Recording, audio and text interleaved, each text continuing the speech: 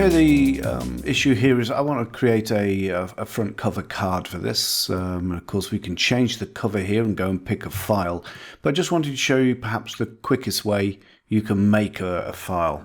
So I'm just going to enter into this iModel. Again, this is just a previously created iModel, and we'll open up this save view. Now, we could, of course, use our favorite screen snapping software. I use Snagit, for instance, to capture an image and so on, save it to the disk and so on. But it's a bit of a pain, to be honest, and life's a little bit too short. So all I'm going to do in this case is just show you this tool here, Download Viewport.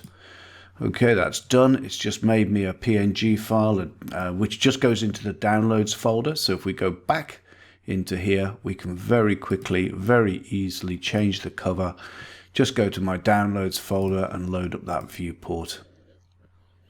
And we are done. That's the quickest way of creating a cover card for your iModels.